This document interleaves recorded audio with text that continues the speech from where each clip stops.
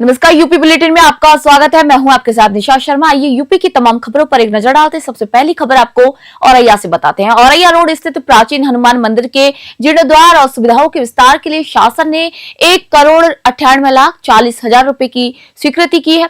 नगर पंचायत अध्यक्ष राघव मिश्रा ने यहां पर कहा कि यह धनराशि नगर विकास विभाग द्वारा वंदन योजना के अंतर्गत मंजूर की गई है। परियोजना के तहत मंदिर परिसर में 2 मंजिला इमारत बनेगी। भूतल पर सत्संग और धार्मिक सांस्कृतिक कार्यक्रमों के लिए बड़ा हॉल और बरामदा भी बनाया जाएगा, जबकि प्रथम तल पर पुस्तकालय, वाचनालय और प्रबंधन कक्ष तैयार किए जाएंगे। इसके साथ साथ परिसर की लेवलिंग, फ्लोरिंग, जल निकासी, बैठने और प्रकाश व्यवस्था को भी यहाँ पर बेहतर किया जाएगा।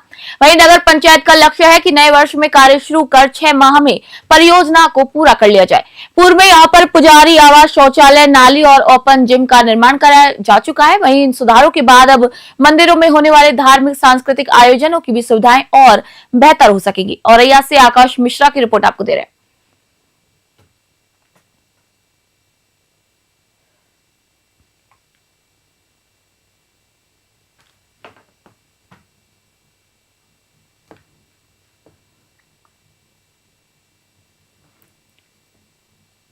खबर बस्ती से। कलवारी थाना पुलिस ने अंतर जनपदीय बाइक चोरी करने वाले शातिर गिरोह का भंडाफोड़ कर दिया। मुखबिर की सूचना पर पुलिस ने दुबौली मार्ग से 2 आरोपियों को यहां पर गिरफ्तार किया। उनके पास से चोरी की एक मोटरसाइकिल बरामद की है। गिरफ्तार अभियुक्तों की पहचान अभिषेक निगम और रियाज चुड़ीहार के रूप में की गई है।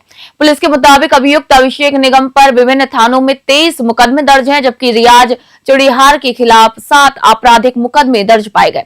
दोनों के आपराधिक इतिहास की पूरी पड़ताल की जा रही है। अभियुक्तों को गिरफ्तार करने वाली टीम में थाना अध्यक्ष कलवारी गजेंद्र सिंह, उप निरीक्षक रविंद्र सिंह यादव सहित अन्य पुलिसकर्मी भी शामिल रहे। मामले का खुलासा करते हुए सीईओ कलवारी संजय सिंह ने कहा है कि दोनों आरोपी लंबे समय से वाहन चोरी की वारदातों में सक्रिय थे। पुलिस अब गिरोह के बागी सदस्यों और चोरी के अन्य बाइकों की भी यहाँ पर तलाश कर रही है।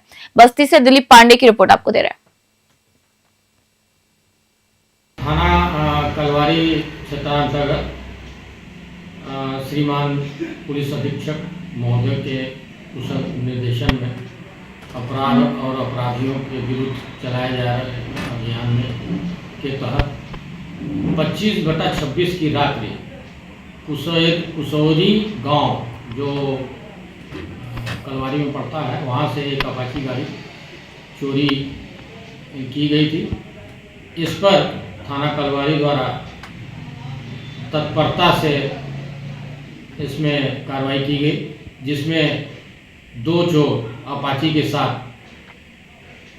ये दुबौला घड़िया मार्ग पर गिरफ्तार किए गए, जिनके पास से चोरी गई अपाची गाड़ी बरामद हुई तथा इनके विरुद्ध दोनों जो व्यक्ति हैं, एक अभिषेक निगम तथा दूसरा राजू चुड़ीहार।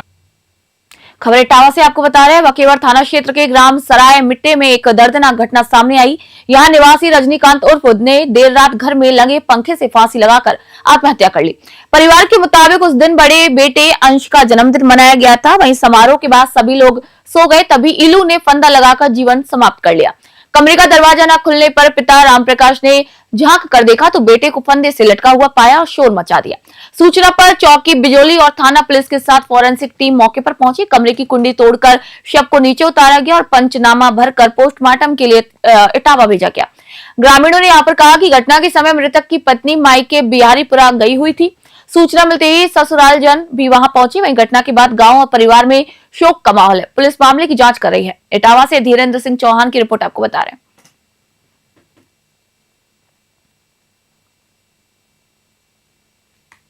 खबर हरदोई से। मल्लावा विकासखंड के ग्राम कंथरी में नाले के समय पर सफाई न होने से किसानों की फसलें पूरी तरीके से चौपट हो गई। बारिश और निकास न होने से कई बीघा खेतों में पानी भर गया, जिससे कि गेहूं, आलू और सरसों की फसल जलभराव की चपेट में आकर नष्ट हो गई। अचानक पानी भरने से किसानों में अफरा तफरी मच गई और उन्हें भारी आर्थिक नुकसान उठाना पड़ा। ग्रामीणों का आरोप है कि नहर विभाग के अधिकारियों से कई बार नाला सफाई की शिकायत की गई, लेकिन लापरवाही के चलते कोई भी कार्रवाई नहीं की गई।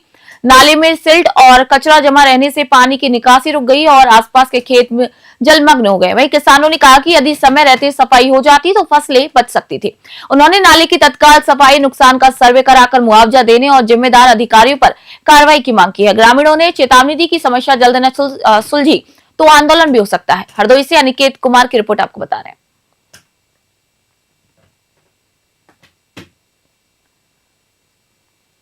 हरदोई से एक और खबर।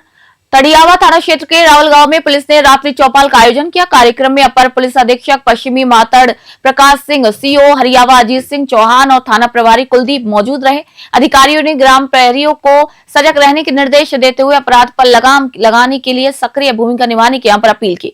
साथ ही ग्रामीणों से भी संदिग्ध गतिविधियों की तुरंत सूचना देने का आग्रह किया गया। रात्रि चौपाल के दौरान पुलिस ने संवाद स्थापित करते हुए बताया कि इस पहल का उद्देश्य पुलिस और जनता के बीच भरोसा और समन्वय बढ़ाना है, ताकि अपराधियों पर कड़ी से कड़ी कार्रवाई हो सके।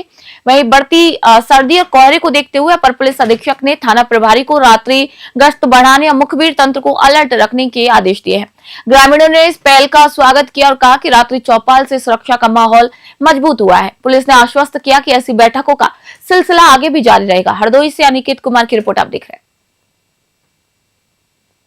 हैं। पुलिस अधीक्षक हरदोई महोदय के निर्देशन में पिछले 1 महीने से हम लोग गांव-गांव जाके ग्राम सुरक्षा समिति का गठन कर रहे हैं, जिसका ये उद्देश्य है कि उसमें करीब 25 मेंबर हो जाएं और 5 मेंबर पर डे गांव की सुरक्षा के लिए, जिसमें हमारा एक कर्मचारी भी सम्मिलित हो। प्रत्येक गांव में हम लोग सुरक्षा के लिए, चोरों से बचने के लिए और अपने धन धान को बचाने के लिए गश्त करें, क्योंकि ठंडी का और कोहरा का मौसम है, इसमें चोरियां बढ़ती हैं। उसी की रोकथाम के लिए आज हम रावल गांव थाना टणियावा में आए हुए हैं। जनता से हम लोग सहयोग ले रहे हैं और उनके साथ हम लोग गश्त कर रहे हैं। इसका काफी 1 महीने में हम लोगों ने प्रभाव भी देखा है। हरदोई जनपद में चोरियों में भारी कमी आई है। इसका दूसरा ये उद्देश्य है कि जनता के बीच जाके सीधे हम लोग उनसे अपनी बात रख रहे हैं और उनसे संपर्क कर रहे हैं, जिसका हमको एक पॉजिटिव पुलिस मित्र की जो कर संकल्पना है उसको हम लोग पूरा कर पा रहे हैं। पुलिस अधीक्षक। खबर चंदौली से। चकिया तहसील के सिकंदरपुर क्षेत्र से बड़ी खबर सामने आई, जहां पर धनावल निवासी 19 वर्षीय अनिकेत अपनी बाइक से चकिया से घर लौट रहा था। इसी दौरान उसकी बाइक सामने से आ रहे तेज रफ्तार डंपर से टकरा गई। टक्कर अनिकेत घायल हो गया। वहीं स्थानीय लोगों ने तुरंत घटना की सूचना पुलिस को दी और मौके पर पहुंची पुलिस ने डंपर चालक को हिरासत में भी ले लिया और घायल युवक को इलाज के लिए अस्पताल लेकर गए। पुलिस ने बताया कि मामले में अग्रिम कानूनी कार्रवाई भी की जा रही है। चंदौली से संतोष कुमार गुप्ता की रिपोर्ट आपको दिखा रहे हैं।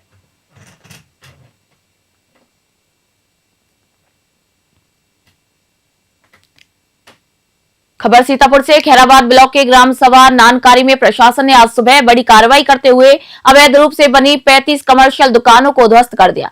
बताया गया कि 5 बीघा ग्राम समाज और शमशान की जमीन पर करीब 10 लोगों ने कब्जा कर पक्की दुकानें खड़ी कर कारोबार शुरू कर दिया। लगातार शिकायत और जांच के बाद तहसीलदार न्यायिक कोर्ट से बेदखली का आदेश जारी हुआ। आदेश के अनुपालन में तहसीलदार अतुल सेन के नेतृत्व में पुलिस बल और राजस्व टीम के साथ बुलडोजर लगाया गया। कार्रवाई के दौरान भीड़ को नियंत्रित रखने के लिए सुरक्षा व्यवस्था कड़ी रही। वहीं प्रशासन के मुताबिक कब्जाई गई जमीन और उस पर बनी दुकानों की अनुमानित कीमत करीब 5 करोड़ रुपए आंकी गई है। अधिकारियों ने चेतावनी दी कि ग्राम समाज की भूमि पर अवैध निर्माण करने वालों के खिलाफ आगे भी सख्त कदम उठाए जाएंगे। सीतापुर से विशेष अवस्थी की रिपोर्ट आपको दिखा रहे हैं। ये ग्राम नानकारी है, खैराबाद का क्षेत्र है, मेन लखीमपुर हाईवे पर। यहाँ पर 5 बीघे में 10 अलग अलग लोगों ने लगभग 35 कॉमर्शियल शॉप्स बना रखी थी और उस पर दुकान चलाने का कार्य किया जा रहा था। तहसीलदार न्यायिक मेरी कोर्ट से इसको बेदखली का आदेश हुआ था। आज उसी बेदखली के आदेश के क्रम में इन दुकानों को गिराने की कार्रवाई की जा रही है। सर, इसकी अनुमानित कीमत 5 करोड़ रुपए। 5 बीघा जमीन है, 35 दुकानें हैं, जिसकी मार्केट वैल्यू लगभग 5।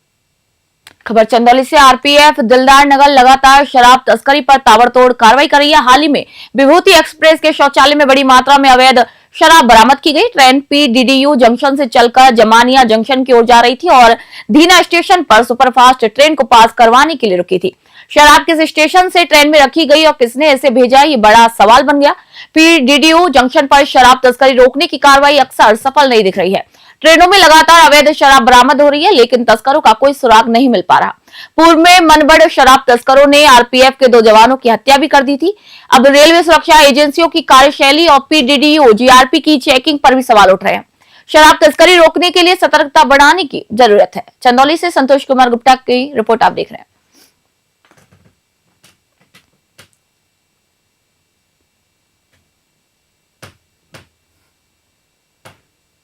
यूपी बुलेटिन में फिलहाल इतना ही। देश दुनिया खबरों के लिए देखते रहिए न्यूज़ 21। मैं निशा शर्मा आप सभी से इजाजत चाहती हूँ।